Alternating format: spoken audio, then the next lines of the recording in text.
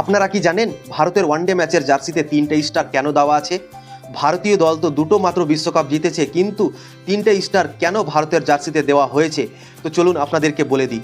1983 সালে ভারতীয় দল প্রথমবার বিশ্বকাপ জিতেছিল কপিল দেবের ক্যাপ্টেন্সিতে, আর 2011 সালে ভারতীয় দল দ্বিতীয়বার বিশ্বকাপ জিতেছিল ধোনির ক্যাপ্টেন্সিতে। আর কালকে ভারত আর শ্রীলঙ্কার মধ্যে প্রথম ম্যাচ হলো, আর সেখানে ভারতীয় দলের জার্সিতে আমরা দেখতে পেলাম 3টে স্টার দেওয়া আছে। আর সেখান থেকেই ভাই সবারই মনে প্রশ্ন জেগে গেছে কি ভারতীয় দল দুটো বিশ্বকাপ জিতেছে, তো 3টে স্টার কেন আছে? তো চলুন আপনাদেরকে বলে দিই। তো ভারতীয় দল 2013 সালে একবার আইসিসি চ্যাম্পিয়ন্স ট্রফি জিতেছিল, আপনাদের তো মনে আছে।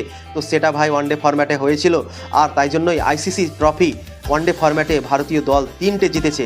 তাই জন্যই ভারতের ওয়ানডে জার্সিতে 3টে স্টার দেওয়া আছে বন্ধুরা।